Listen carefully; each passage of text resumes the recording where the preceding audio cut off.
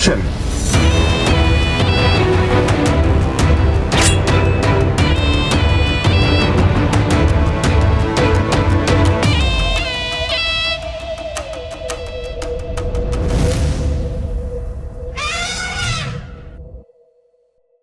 இந்த பிரச்சனை இன்றைக்கி நடந்த ஒரு பெண் குழந்தைக்கு இப்போ நடந்த பிரச்சனையோடு நிற்கக்கூடாது. 25 லட்ச ரூபா அவள் கொடுத்தாச்சு அந்த குழந்தைக்கு. அவள் வந்து வாழ்க்கையில் எந்த அளவுக்கு பாதிக்கப்பட்டிருக்கா அது யாரையும் சாகிற வரைக்கும் அவளால் மறக்க முடியுமா? அவள் குடும்பத்துக்கு நடந்த பிரச்சனை அவங்களால மறக்க முடியுமா? பெற்றோர்களுடைய அந்த துன்பு இது வரைக்கும் அந்த குழந்தை இருக்கிற வரைக்கும் அவங்க உயிரோடு இருக்கிற வரைக்கும் அந்த துன்பம் இருக்க தானே செய்யும். ஒவ்வொரு முறையும் அந்த குழந்தை ஒரு நிமிஷம் எங்கேருந்து வெளியிலேருந்து உள்ளே வரும்போது அந்த பயம் இருந்துகிட்டே தான் இருக்கும். ஒரு இருட்டு பார்த்த பயம் இருக்கும், ஒரு ஆம்பளை தனி ரோட்டில் பார்த்தா பயம் இருக்கும், ஒரு ரூமில் ஒரு பையனோட இருந்தால் பயமாக இருக்கும். அந்த அளவுக்கு துன்பப்படுத்ததுக்கப்புறம் நீங்கள் 25 லட்சம் நாங்கள் கொடுத்துட்டோம், அதனால தான் கல்வி வந்து ஃப்ரீயாக கொடுத்துட்டோம், அதனால தான் எல்லாமே சரியாயிடுங்கிறது கிடையாது. இது எங்கே முற்றுப்புள்ளி வைக்கணும்? அரெஸ்ட் பண்ணோன்னே ஏன் விட்டீங்க? அவன் ஹிஸ்ட்ரி ஷீட்டர் தானே, ஏற்கனவே அவன் மேலே பல கேசஸ் இருக்குல்ல. ஏற்கனவே ஒருத்தனை வந்து கிட்னாப் பண்ணிவிட்டு அங்கேருந்து 25 லட்ச ரூபா கேட்டு அது 12 லட்ச ரூபா கொடுத்ததுக்கப்புறம் மறுபடியும் விடாமல் போலீஸால் வந்து 2018 ஏதோ வந்து ஒரு 30 வருஷத்துக்கு முன்னாடி நடந்த சம்பவம் கிடையாது. இப்போ தான் ஒரு 6 வருஷம் கூட ஆகலை, 6 வருஷத்துக்கு முன்னாடி நடந்த சம்பவம். ஸோ ஹிஸ்ட்ரி ஷீட்டர் எந்த வகையில் ஃப்ரீயாக விட்டுருக்கீங்க? இது complete fall of law and order தான் நாங்கள் சொல்கிறோம். இதுதான் முதலமைச்சர்கிட்ட கேள்வி கேட்டுட்ருக்கோம். இன்றைக்கி நடந்த பிரச்சனையில் நேற்று வந்து இந்த பிரச்சனை நடக்கலை, நாளைக்கு நடக்காது அப்படிங்கிறது கிடையாது. ஒவ்வொரு முறையும் ஒரு பிரச்சனை தமிழகத்தில் ஒரு பெண்களுக்கு வந்து இந்த மாதிரி பாலியல் தொல்லை நடக்கும்போது நீங்கள் பணம் கொடுத்துறீங்க, நீங்கள் வந்து ஓகே இது வந்து இந்த கட்சியில் சார்ந்தவன் அந்த கட்சியில் சார்ந்தவன் அதுதான் பெருசுப்படுத்திட்டுருக்கீங்க. ஒரு விஷயம் மட்டும் நம்ம தெளிவாக புரிஞ்சுக்கணும். ஒரு பெண் பாலியல் தொல்லை நடக்கும்போது எந்த கட்சி ரீதியாக பேசக்கூடாது. இன்றைக்கி நாங்கள் வந்து பாஜக ஆஃபீஸில் இருக்கோம், ஆனால் நாங்கள் வந்து பாஜக சார்பாக நாங்கள் பேசலை. ஒரு பெண்ணுங்கிறது முறையில் நாங்கள் எல்லோரும் இங்கே கலந்து பேசிகிட்ருக்கோம். எங்களுக்கு பின்னாடி பாஜக இருக்குது, அது வேறு விஷயம். ஆனால் தயவு செஞ்சு அது பொலிட்டிக்கல் ஆக்காதீங்க. ஒவ்வொரு முறையும் நீங்கள் வந்து எந்த ஒரு சோஷியல் பிளாட்ஃபார்ம் இருந்தாலும் முதல்ல நீங்கள் ஆடுற மாநிலத்தில் இது நடக்கலையா, உங்கள் மாநிலத்தில் இது நடக்கலையா? பெண்கள் வந்து உங்களுக்கு ஒரு பொலிட்டிக்கல் ஃபுட்பால் கிடையாது. இங்கே அங்கே தூக்கி வீசி அவளை பற்றி பேசுகிறதுக்கு முதல்ல இந்த பெண் குழந்தைக்கு நான் வந்து நிச்சயமாக பாராட்டுவேன். நான் தைரியமாக வெளியே வந்து பேசினேன். நிறைய பெண்கள் பயத்தில் பேச மாட்டேங்கிறாங்க. அவளை வந்து பலாத்காரம் செஞ்சதுக்கப்புறம் பாலியல் தொல்லை நடந்ததுக்கப்புறம் அவள் வந்து ஃபோன் நம்பர் வாங்கிட்டு நான் எப்போ வர சொல்வேன் அப்போ நீ வரணும் அதெல்லாம் மிரட்டியும் அந்த பெண் குழந்தைக்கு ஒரு தைரியம் இருந்தது. என்ன மாதிரி இன்னொன்று பெண் பாதிக்கப்படக்கூடாது, இந்த மாதிரி இந்த ஆளை பற்றி நான் பேசலைன்னா நாளைக்கு இன்னும் எத்தனை பெண்களோட வாழ்க்கையை சீரடிக்க போகும்னா சொல்லிவிட்டு அவள் வந்து வெளியில் பேசியிருக்கா. முதல்ல அந்த பெண் குழந்தை பாராட்டணும். அந்த குழந்தை பற்றி வெளியில் அவளுடைய எல்லா தகவல்கள் வெளியில் கொடுத்தாங்க பாருங்கள், அவங்கள முதல்ல தண்டிக்கணும். யார் கொடுத்தது? யார் கொடுக்க சொல்ல? அது சட்ட ரீதியாக தவறு தானே. யார் வெளியில் கொடுத்தது? நம்ம நிர்பயா சொல்லும்போது கூட எவ்வளோ நாள் கழித்து தான் அவளோட பேர், ஆனால் இன்னி வரைக்கும் நாங்கள் அந்த பெண் குழந்தையோட பேர் சொல்கிறதுல நிர்பயா மட்டும்தான் கூப்பிட்றோம். அப்படி இருக்கும்போது யார் இந்த குழந்தை பற்றி வந்து பேரெல்லாம் டீட்டெயில்ஸ் எல்லாம் பர்சனல் டீட்டெயில்ஸ் வெளியே கொடுத்தாங்க? ஏன் அதை பற்றி யாரும் பேச மாட்டேங்கிறீங்க? பேர் கொடுத்தாச்சு, அது யாரும் பேசினாங்க. இது பாஜக, அதிமுக, திமுக, வேற ஏதோ கட்சி எல்லாமே கலந்து நீங்கள் சண்டை போட்டுட்ருக்கீங்க. நான் தயவு செஞ்சு இது பொலிட்டிக்கல் பிரச்சனை ஆக்காதீங்க. பெண்களுக்கு எந்த மாநிலம் இருந்தாலும் பெண்களுக்கு ஒரு பிரச்சனை நடக்கும்போது அது ஃபுட்பால் மாதிரி, கால்பந்து மாதிரி இங்கே தூக்கி வீசி அங்கே தூக்கி வீசி அவளை வந்து இன்னும் கேவலப்படுத்த வேண்டாதான் நான் என்னுடைய வேண்டுகோள்.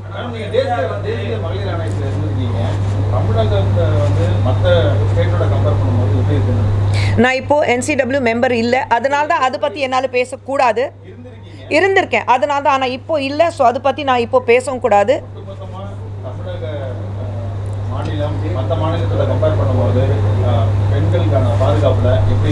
கண்டிப்பாக ரொம்ப மோசமாக இருக்குது. ஏன்னா கம்ப்ளைண்ட்ஸ் எனக்கு தான் வரும். கம்ப்ளைண்ட்ஸ் எனக்கு தான் வரும்போது ரொம்ப கேவலமாக இருந்தது. ஏன்னா நம்ம மாநிலத்திலேருந்து இவ்வளோ பிரச்சனைகள் உண்டா அப்படி பார்க்கும்போது இல்லை டேட்டா இருக்கும். இப்போ நான் NCW சார்பாக என்னால் பேச முடியாது. டேட்டா உங்களுக்கு தெரியும்னா நீங்களே டேட்டா நீங்கள் போட்டுக்கோங்க. ஆனால் NCWவில் இருந்திருக்கேன், அதுக்காக நான் வந்து ஒரு மகளிர் ஆணையில் இருந்திருக்கேன், அதுக்காக நான் இப்போ பேசக்கூடாது, அது தவறாக இருக்கும். I don't have any rights to speak on behalf of NCW. அந்த டேட்டா கூட என்னால் வெளியில் போக முடியாது. நீங்கள் உங்களுக்கு டேட்டா இருக்குன்னா தாராளமாக நீங்கள் அதை பப்ளிஷ் பண்ணிக்கோங்க. We cannot compare. Why are we comparing is what my question is. நம்ம வந்து இந்த மாநிலத்தில் கம்மியாக இருக்குது, நம்ம மாநிலத்தில் அதிகமாக இருக்குது, அந்த கட்சி வந்து காங்கிரஸ் ஆட்சியில் அதிகமாக இருக்குது, இங்கே பிஜேபியில் வந்து கம்மியாக இருக்குது, இல்லை இந்த இடத்துல பிஜேபி வந்து ஆளுங்கட்சி இருக்குது, அதனால தான் அங்கே அதிகமாக இருக்குது. அப்படி பண்ணவே கூடாதுன்னு நான் சொல்கிறேன். Don't do it. ஒரு பெண்களுக்கு நம்ம நாட்டில் ஒரு பெண்ணுக்கு ஒரு பிரச்சனை நடக்கும்போது எந்த மாநிலத்தில் அதிகமாக இருக்குன்னா வேண்டாம். ஏன்னா அது உடனே நீங்கள் வந்து கட்சி ரீதியாக அது வந்து சாணி பூசுறீங்க. அது பண்ணாதீங்க. ஐ எம் சேயிங் ஒட்டுமொத்தமாக நம்ம நாட்டில் பெண்களுக்கு பாதுகாப்பு இருக்கா, அதுதான் நம்ம பார்க்கணும். இன்னொன்று, நம்ம மாநிலம் தமிழம் சொல்லும்போது, ஒரு தமிழகத்தில் நம்ம ஒரு தமிழக மாநிலம் சொல்லும்போது ஒரு பெருமையோட சொல்கிறோம். ஒரு கண்ணகியோட நம்ம இடம் சொல்கிறோம். நம்ம அப்படியெல்லாம் சொல்லும்போது ஏன் பெண்களுக்கு இவ்வளோ பிரச்சனைகள் இருக்குது? அதுதான் நம்ம இடத்துல ஒரு பிரச்சனை நடக்கும்போது, என் வீட்டில் ஒரு பிரச்சனை நடக்கும்போது அதை விட்டுட்டு பக்கத்து வீட்டில் பிரச்சனை இருக்கா நான் எப்படி பார்க்க முடியும்? என் வீட்டில் இருக்கிற பிரச்சனையை என்னால் தீர்க்க வைக்க முடியுமா, முடியாதா? என் வீட்டில் நடந்த ஒரு பிரச்சனைக்காக என்னால் குரல் கொடுக்க முடியுமா, முடியாதா?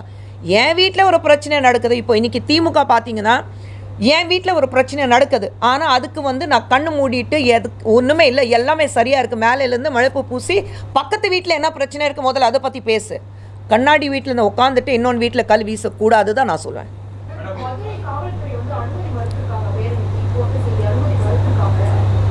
அதை நீங்கள் கேளுங்க, ஏன் அனுமதி மறுத்துறாங்க? இப்போ எல்லாத்துக்கும் நீங்கள் உங்கள் ஆளுங்கட்சியில் இருக்கிறபோது நீங்கள் வந்து உங்களுக்கு கூட்டணியில் இருக்கிறவங்களுக்கு நீங்கள் வந்து எல்லா பர்மிஷன் கொடுக்குறீங்கல்ல. அப்போ மற்றவங்க வந்து ஒரு போராடணும்னு சொல்லும்போது, ஒரு பேரணி நடத்தணும்னு நான் சொல்லும்போது ஏன் நீங்கள் பர்மிஷன் கொடுக்க மாட்டேங்கிறீங்க? இன்றைக்கி ஏன் சௌமியாவை நீங்கள் அரெஸ்ட் பண்ணியிருக்கீங்க? ஏன்னா உங்களுக்கு சாதகமாக இல்லை. இன்னொன்று வந்து தவறு நடந்திருக்கு. தவறு நடக்கும்போது உங்களால் அதை தட்டி கேட்குறதுக்கு உங்களுக்கு தைரியம் கிடையாது. ஆனால் மற்ற பெண்களுக்கு தைரியம் இருக்கும்போது அதுவும் நீங்கள் தடுக்கிறீங்க. நான் இதே கேட்பேன், இவங்க சொன்ன மாதிரி கனிமொழி எங்கே? ஒவ்வொரு விஷயத்தில் கனிமொழி வந்து முன்னாடி வந்து பேசுகிறாங்கல்ல, எங்கே இருக்காங்க? ஏன் யாருமே வந்து அவங்களுக்கு மகளிர் அணி இங்கே இருக்குல்ல, திமுகவோட மகளிர் அணி ஒன்று இருக்குல்ல, எங்கே இருக்காங்க? நாங்கள் மகளிர் அணி சார்பாக இங்கே உட்காந்து ப்ரெஸ் மீட் கொடுக்குறோம், பேசுகிறோம்.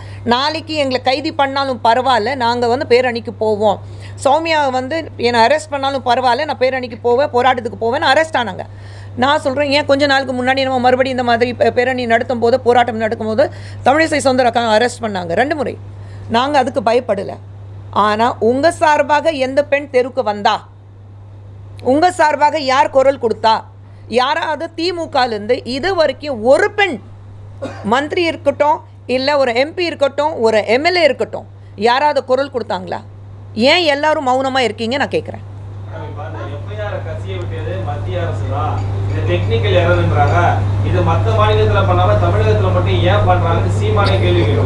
ஏங்க, சீமான் அவர்கள் பற்றி நான் பேச விரும்பலைங்க. சீமான் அவர்கள் வந்து நம்ம மாநில முதலமைச்சர் பார்த்து கேள்வி கேட்டாக்க அது நியாயமாக இருக்கும்.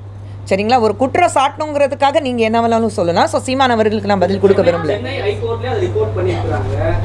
ஐபிசி செக்ஷன் பிஎன்எஸ்ல மாற்றப்படும் போது அந்த டெக்னிக்கல் எரரால தான் எஃப்ஐஆர் ரிலீஸ் ஆயிருக்கு அப்படின்னு சொல்லிட்டு, அதை எப்படிங்க டெக்னிக்கல் எரர்ல ரிலீஸ் ஆகும்? ஹைகோர்ட்ல ரிப்போர்ட் பண்ணியிருக்காங்க. ஹைகோர்ட்டோடைய ஆர்டர் அதுதானா? High court approved of that. Has high court accepted that there's a technical error? நம்ம அது ஒன்று பார்க்கணும்ல. நீங்கள் யார் வேணாலும் நீங்கள் வந்து மனு தாக்கல் பண்ணலாம், சொல்லலாம் இது வந்து technical error. But I am saying அதுக்கு தானே உங்களுக்கு தனிப்பட்ட முறையில் உங்களுக்கு சட்டம் இருக்குது. நீங்கள் அதுதானே பார்க்கணும்.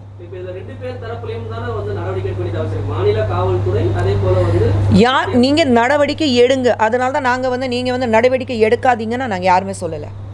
நீங்கள் ஒரு பெண்ணுக்கு பாதுகாப்பாக இருக்கணும், ஒரு பெண்ணுக்கு நியாயம் கிடைக்கணும்னா என்ன ஒரு நடவடிக்கை எடுக்கணும், அந்த தாராளமாக எடுங்க. நான் சொல்கிறது ஒன்று, ஒரு எங்கேயாவது நம்ம வீட்டில் ஒரு டேப்பில் வந்து எங்கேயாவது ஒரு லீக்கேஜ் இருந்தால் அதுதான் முதல்ல சீல் பண்ணுவோம். மொத்தமாக மேலேருந்து ஃபுல்லாக விழும்போது அப்புறம் பார்த்துக்கலாங்கிறது கிடையாது. ஸோ எங்கே லீக்கேஜ் இருக்கும் முதல்ல அதை சீல் பண்ணுங்களேன். ஏன் ஒவ்வொரு முறையும் ஒரு பெண் தான் பலியாக்கணுமா இந்த மாதிரி விஷயத்துக்கு?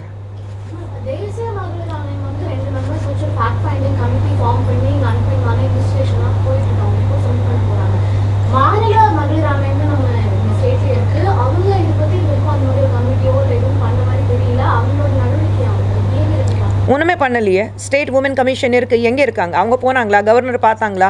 ஒரு ஸ்டேட்மெண்ட் கொடுத்தாங்களா? நாங்கள் இதுக்கு அகேன்ஸ்ட் ஆக்ஷன் எடுக்க போகிறோன்னு சொன்னாங்களா? ஒன்றுமே பண்ணலை. எங்கே இருக்காங்க ஸ்டேட் உமன் கமிஷன்? எங்கே இருக்காங்க? ஏன் அங்கே NCWலேருந்து மம்தா குமாரி வந்தாங்க, பாம்பேலேருந்து பிரவீன் தீக்ஷித் வந்தார். அவங்க 2 பேரும் போகும்போது ஏன் ஸ்டேட் கமிஷன்லேருந்து யாருமே போகல? கூட பதில் கொடுத்தாங்களா? எங்கேயாவது பேசினாங்களா? கமிட்டி பேசினாங்களான்னு சொல்கிறேன். எங்கேயுமே பேசல. அப்போ ஸ்டேட் கமிஷன் ஒரு ரிப்போர்ட் கொடுக்கணும்னா NCW தைரியமாக வந்து நாங்கள் சூமோட்டோ எடுக்கிறோம், இம்மீடியட்டாக ஒரு டீம் கொடுக்குறோன்னா ஏன் ஸ்டேட் கமிஷன்லேருந்து யாருமே போகலை? ஏன்னா you control by the state, you control by the government. அவங்க சொல்கிறதா நம்ம அந்த சட்டம் என்னென்னா, இவங்க என்ன சொல்கிறாங்க, ஆளுங்கட்சி என்ன சொல்லுது அதுதான் நாங்கள் பண்ணுவோன்னா சொல்லிட்டு உட்காந்துட்டு இருக்காங்க.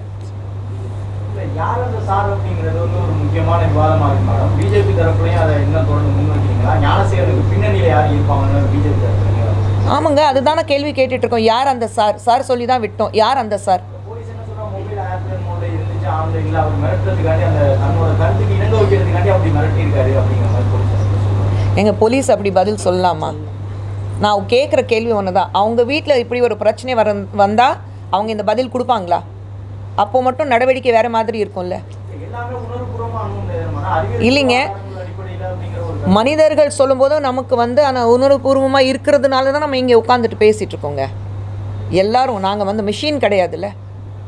ஸோ அப்படி இருக்கும்போது சிம்பிளான விஷயம், நீங்கள் என்ன சட்டம் இருந்தாலும் சட்டத்துக்கு நேராக எதிராக தான் நடந்திருக்கு இந்த விஷயம். உங்களுக்கு எல்லாருக்கும் தெரியும், நம்ம எல்லாருக்கும் தெரிஞ்ச விஷயம், சரிங்களா?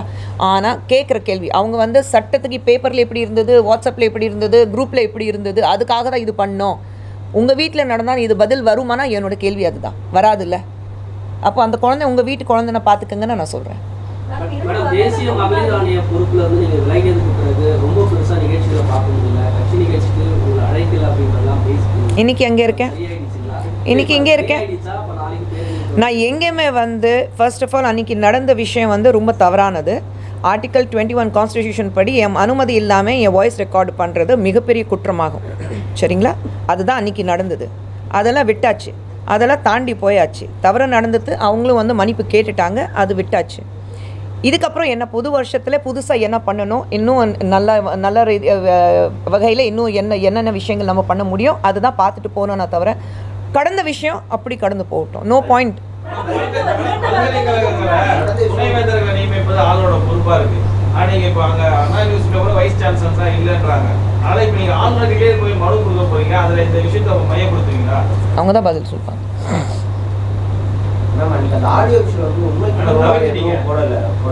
என்னங்க? ஆமாம், அந்த ஆடியோவில் நான் என்ன பேசியிருக்கேன் தம்பி? ஆமாங்க, பேசுனது நான் இல்லை சொல்லவே இல்லையே. பேசுனது என் குரல் தானே, நான் இல்லை சொல்லவே இல்லையே. அதுக்கு நான் மறுப்பு தெரிய வச்சேனா? இல்லையே. ஆனால் நான் போடுறதுக்கு வாய்ஸ் ரெக்கார்ட் பண்ணுறதுக்கு அனுமதி கொடுக்கலையே. பிரீச் ஆஃப் ட்ரஸ்ட் அது ஒன்று இருக்குது. மேடம், 2 வருடங்களுக்கு முன்னாடி வந்து மாணவிய பரங்கிமலையில் வந்து ட்ரெயினில் வந்து தள்ளிவிட்டு கொலை பண்ண அந்த சதீஷ் வந்து மரண தண்டனை விதிச்சிருக்காங்க. இதை நீங்கள் எப்படி பார்க்குறீங்க?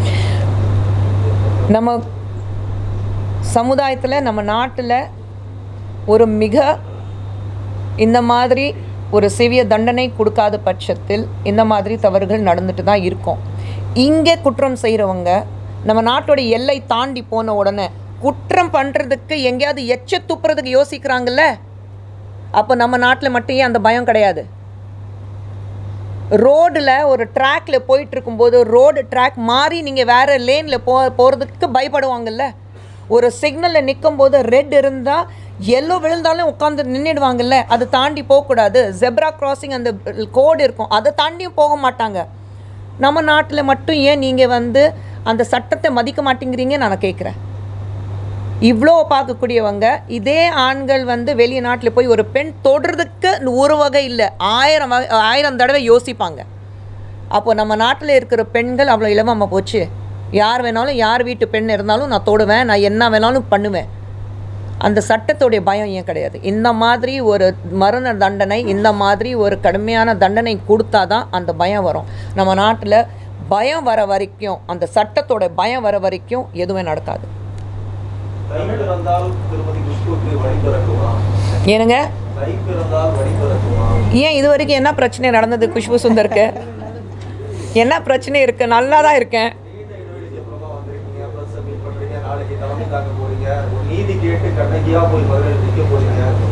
நான் என்னைக்குமே கண்ணகி தானே. புது சூழ்நிலையம் சென்னைக்கு வந்து ஒரு 38 வருஷம் ஆச்சு. 38 வருஷமாக கண்ணகியாக தான் வாழ்ந்துட்டுருக்கேன். மனசில் பட்டது பேசுவேன், மனசில் பட்டது செய்வேன். அது ஒன்றும் எந்த மாற்றமும் கிடையாது. குஷ்பு சுந்தர் எப்படி இருந்தாலோ இன்னி வரைக்கும் அப்படி தான் இருக்கா. பெண் குழந்தைகள் படிக்கிறதுக்கு எந்த மாதிரியான தடை வந்தாலும் அதை வந்து இந்த அரசு தகர்த்து எறியும் அப்படின்னு முதல்வர் சொல்லியிருக்காரு. இது வந்து பெண்களுக்கு பெண் குழந்தைகள் படிப்பதற்கு எந்த தடை வந்தாலும் அதை தகர்த்து எறியும் இந்த அரசு அப்படின்னு சொல்லிட்டு முதலமைச்சர் 44,000 கோடி எடுகேஷன் பாலிசி காசு கொடுத்துருக்காங்க. எங்கே இருக்குன்னா முதல்ல அதுக்கு பதில் கொடுக்க சொல்லுங்கள். 44,000 கோடி, ஒரு கோடி 2 கோடி கிடையாதுங்க, 44,000 கோடி. இதுதான் அண்ணாமலை அவர்களும் கேட்டிருக்காரு. எங்கே இருக்குங்க அந்த எடுகேஷன் பாலிசியில் தானே அந்த காசு கொடுக்கணும் எஜுகேஷனுக்கு. நாங்கள் வந்து 10,000 கவர்மெண்ட் ஸ்கூலில் வந்து புது பில்டிங்ஸ் கட்ட போகிறோன்னு சொன்னாங்க. எங்கே இருக்குது? ஒரு செங்கல் கூட எடுத்து வைக்கல. கேட்டோடனே உடனே நம்ம டெப்யூட்டி சிஎம் நீங்கள் மதுரையில் வந்து எய்ம்ஸ் திறக்கிறீங்கன்னு துவக்க போகிறீங்கன்னு சொன்னீங்க, அதுக்கு செங்கல் வச்சிங்களான்னு கேட்பாரு. அதுவும் தெரியும் எனக்கு. அதுக்கு இதுக்கு சம்மந்தமே இல்லை. அது சென்ட்ரல் கவர்மெண்ட். நீங்கள் இங்கே வந்து இந்த மாதிரி வாக்குறுதி கொடுத்தீங்க எலெக்ஷன் டைமில். இது 4 வருஷத்தில் 44,000 கோடி. அப்போ கணக்கு பண்ணிங்கன்னா ஒரு வருஷத்துக்கு எத்தனை ஆச்சு உங்களுக்கு? 4,200 கோடி. எங்கே இருக்குது? அதுக்கு பதில் கொடுக்க சொல்லுங்கள் முதலமைச்சர் அவர்கள். என்னங்க இந்த மாதிரியான வாக்குறுதிகளை நிறைவேற்றாதது, இந்த பெண்களுக்கு எதிரான இந்த மாதிரி இல்லை, வாக்குறுதி பொறுத்த வரைக்கும் எல்லாருக்கும் தெரியும். திமுக பொறுத்த வரைக்கும் அவங்க ஆட்சிக்கு வர்றதுக்கு முன்னாடி என்னென்ன வாக்குறுதி கொடுத்தாங்க, இது வரைக்கும் ஒரு வாக்குறுதி கூட நிறைவேற்றலை. சரிங்களா? ஸோ பேசிகிட்டே போயிட்டே இருக்காங்க. பேசிகிட்டே இருங்க. நீங்கள் வந்து ஒவ்வொரு முறையும் நீங்கள் வந்து நாங்கள் இது பண்ணுவோம் அது பண்ணுவோன்னா ஒரு பொய்யான வாக்குறுதி மக்களுக்கு கொடுத்துட்டு மக்கள் ஏமாற்றிட்டு மக்களுக்கு காசு கொடுத்துட்டு நீங்கள் எலெக்ஷன் ஜெயிச்சுட்டு தான் இருக்கீங்க. எல்லாத்துக்கும் ஒரு காலம் வருது இல்லை? ஏதோ ஒரு பிரச்சனை வரும்போது பேசலாம், அப்புறம் கண்டுக்காம தேமா கமிட்டி ரிப்போர்ட் கூட அப்படிதான் இருக்கு. தமிழ்நாட்டிலையும் அந்த மாதிரி பிரச்சனை இருக்குன்னு நிறைய நடிகர்கள் சொல்ல ஆரம்பிச்சாங்க. அதுக்கப்புறம் எல்லாமே ப்ரெஸ்ஸில் சொல்லணும்னு அவசியமே இல்லை. ஏன் அது வந்து நடிகர் சங்கத்தில் நடந்துட்டு தான் இருக்குது. நாங்கள் கேசஸ் வாங்கிட்டு தான் இருக்கோம், நாங்கள் சால்வ் பண்ணிட்டு தான் இருக்கோம். உங்களுக்கு எல்லாருக்கும் என்ன இருக்குது தெரியுங்களா? அந்த சோஷியல் மீடியா பிளாட்ஃபார்ம்னால அந்த கேமராஸ் இருக்கிறதுனாலே உங்களுக்கு ஒரு பிரேக்கிங் நியூஸ் வேணும். அது வந்து ஒவ்வொரு முறையும் கொடுக்க முடியாது. பீஸ்ஃபுல்லான நியூஸாக இது? ஆளாளுக்கு யூடியூபர்ஸ் வந்து உட்காந்துட்டு யாரை பற்றி ஏதோ புருஷன் பொண்டாட்டிக்கு நடுவில் படுத்துட்டு புருஷன் பொண்டாட்டிக்குள்ளே பிரச்சனை என்ன இருக்குது அதை பார்த்துட்டு பேசக்கூடிய நிலைமை இன்றைக்கி தமிழகத்தில் இருக்குது. ஹைதராபாத்தில் யாராவது, தெலுங்கானாவில் யாராவது வந்து யூடியூபர்ஸ் உட்காந்துட்டு பேச முடியுமா? அந்த தைரியம் வருதா இப்போ யாருக்கும்? கேரளாவில் பேச முடியுமா? கர்நாடகாவில் பேசுகிறாங்களா? தமிழகத்தில் மட்டும் ஏன் அந்த சட்டம் கிடையாது அவங்கள வந்து தடுக்கிறதுக்கு? யார் பண்ணுறாங்க? கவர்மெண்ட் ஏதாவது ஆக்ஷன் எடுக்கிறாங்களா? இல்லை. நாங்கள் பேசி தான் யூடியூபர்ஸ் மன்னிப்பு கேட்க வைக்கிறோம். அந்த யூடியூபர்ஸ் கிட்டே வந்து அந்த வீடியோ ஏன் இவ்வளோ அசிங்கமாக பேசுகிறீங்கன்னு மன்னிப்பு கேட்க வைக்கிறோம். ஏன் கவர்மெண்ட்டால் எதுவும் பண்ண முடியல? அங்கேயும் பெண்கள் பற்றி தானே நீங்கள் எழுவாக பேசுகிறீங்க. அப்போ பதில் வராது பார்த்தீங்களா உங்ககிட்ட?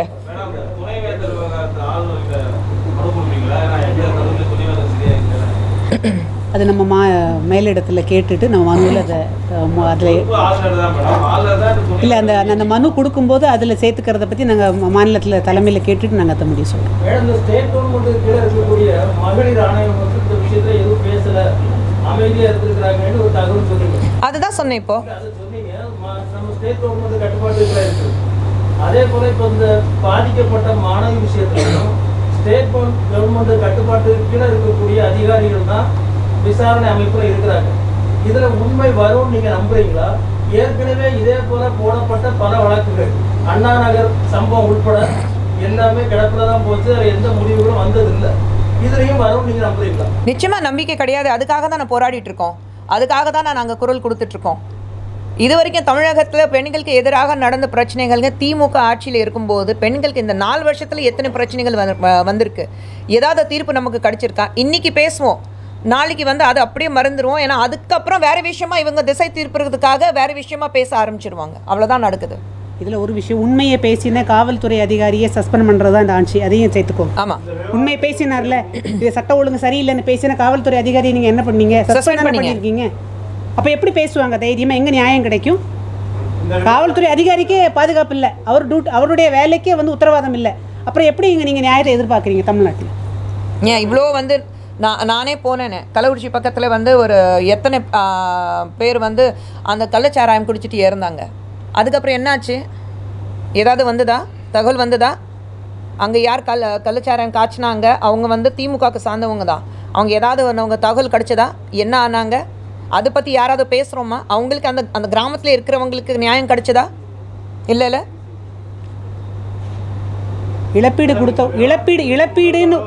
இழப்பீடுன்னு ஒன்று கொடுத்த உடனே அந்த பிரச்சனைக்கு முற்றுப்புள்ளி வைக்கலாம்னு நினைக்கிறாங்க. அவ்வளோதான், முடிஞ்சு போச்சு.